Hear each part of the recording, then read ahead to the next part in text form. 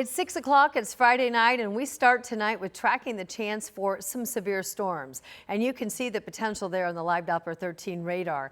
We're told this is just the beginning of what kind of weather we're going to be having over the weekend.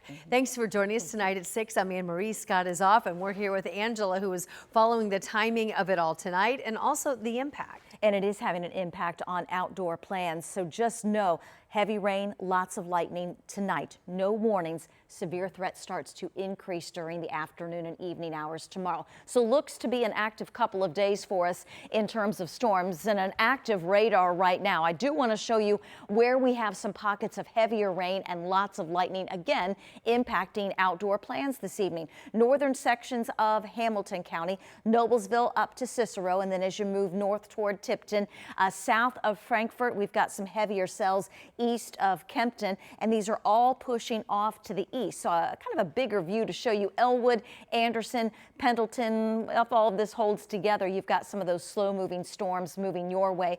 Some storms around Kokomo, just west of Marion. Last local stop is to the south. These storms moving out of Bedford and will continue to move to the east, headed towards Seymour if they all hold together. The storm versus fever tonight. Scattered storms in the forecast if you're coming downtown. Could slow us down on area roadways as well. The threats tonight with the storms include localized flooding and some lightning. Warm and muggy this evening if you're going to be out and about downtown. More storms tomorrow, increased severe threat, and then we wrap up the weekend with more smoke possible Sunday. All right, thanks so much, Angela. Some things are simply priceless, and for one Indianapolis mom, it was the ashes of her son stolen along with her car. She never stopped hoping, and then it was this week she got the message she had been waiting for. It finally came. Ashton Hackman has this reunion now months in the making. And she tells me when she woke up that morning in May, her Kia, which was parked in this spot, was missing. At first she thought it was towed, but then quickly learned that was not the case. Ellie Anderson has been on edge ever since. Her car was locked. She still had both key fobs, but someone got inside and drove away, taking something far more valuable than a car, her son Joshua's ashes and artwork honoring his memory. She shared her story with me through American Sign Language. They go everywhere with me. I was stunned. In that moment, I knew I had lost my son's ashes. Then Wednesday, police say they found 22-year-old Ryak Deng with the stolen Kia at a gas station. He allegedly rammed a state trooper's cruiser trying to escape. When asked who owned the car, investigators say Deng told them he got it from a homie, but didn't have a name. He allegedly told police if he had known Joshua's cremated ashes were inside, he never would have taken it. While he stole my car, he was out enjoying himself. I was upset because that was my only transportation, especially as a full-time college student and parent of 2. Now, Deng is charged with felony auto theft and resisting law enforcement, while already on probation for auto theft in Boone County. There are a lot of crimes that are repeated. That's unacceptable. This needs to be fixed. Anderson is just grateful her son is back and hopes the man accused of taking him from her stays in jail. He needs to do time for his crimes. For now, Deng is being held in jail on no bond until his initial hearing on Tuesday. He could also face a probation violation in Boone County. In Indianapolis, Ashton Hackman, 13 News. Anderson says her car was damaged and she's likely going to have to get a new one. She says she now is left with juggling being a mom, a full-time student, and needing to buy a new car. One person is dead, another is now in custody after a shooting in Lawrence. This is a new update of what happened in a neighborhood near US 36 and Midhofer Road. Police say the suspected shooter stayed at the scene, and police now are trying to figure out what led up to that conflict. A 40-year-old man now is charged in a deadly hit and run in downtown Indianapolis. Caprice Glass is charged with leaving the scene of an accident resulting in death or catastrophic injury. This happened early Saturday morning near Maryland and Pennsylvania Street. Police say that Glass hit Brianna Evans as she was riding an electric scooter, killing her.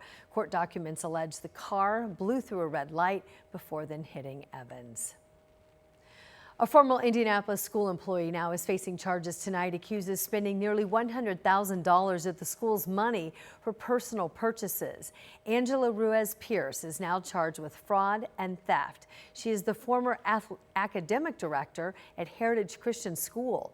Court documents reveal that she allegedly spent more than $96,000 spending the money on spa treatments, jewelry, and other items. The school says nearly a third of those purchases happened right after she lost her job.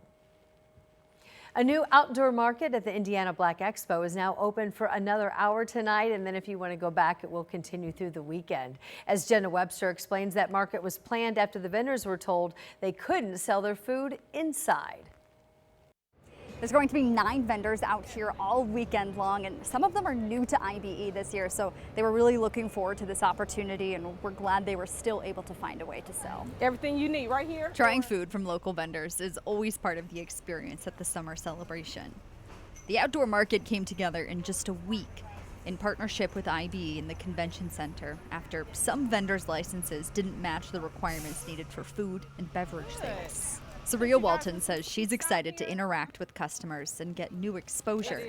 Everything she planned to originally do inside. Once IBE decided they were going to do this, as well as refund all the money that everyone paid and just make so many accommodations, they were very apologetic. It was like a win-win. The IBE president says they, the convention center, and the caterer have committed to making sure vendors' licenses and permits are approved well before they're accepted into the show next year. The IBE 365 Live Market continues all weekend long, Saturday from 10 to 9, and again Sunday from noon to 7. In Indianapolis, Jenna Webster, 13 News. And happening right now, the Indiana Black Music Expo Heritage Festival was scheduled to start right now. There are some weather issues that are causing a bit of delay. This festival has brought in some of the biggest names in R&B, funk, and Southern soul for one unforgettable night. For the very latest on what to expect for fans going to that venue tonight, which is the Carroll Track and Soccer Stadium in the IU Indianapolis campus, let's get out to Logan Gay, who joins us live. What's the latest for concert goers, Logan?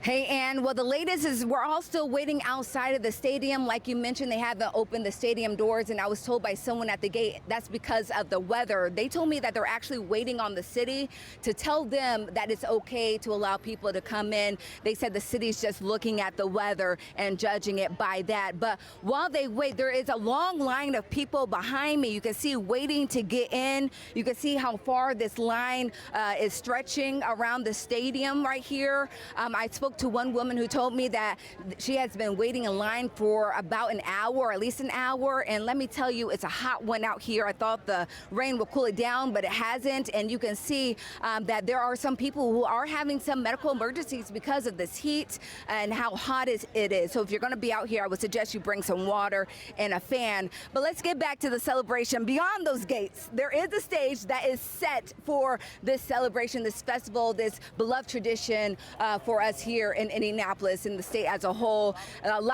We're expecting a lot tonight. I have a new friend out here who I'm going to talk to real quickly. His name is Howard. He's from Kentucky. Howard, who are you here to see tonight? Mr. London. All right. And why was it important for you to travel all the way from Kentucky for this event? Well, one of my men friends said, man, you got to go see this guy. So I heard he was going to be in Indianapolis, so I just made the trip to come and see him. Perfect. Well, hopefully we'll be able to see him soon. He's one of the many star lineups for tonight. We have Kim, October London, King George, and so many more. It's supposed to be a great night. Again, if you're going to be out here, make sure you bring some hydration, a fan, anything to keep you cool, because this heat is getting to some people, and we'll let you know when the city or if the city allows these people to come in. We're hoping to get to know that soon. But again, it's a long line of people all eager to have a fun, great night here at this celebration. And back to you. All right, some good reminders to make sure you hydrate. Logan, I'll be joining you out there after the newscast, so save me a good parking spot and a little bit of shade, all right?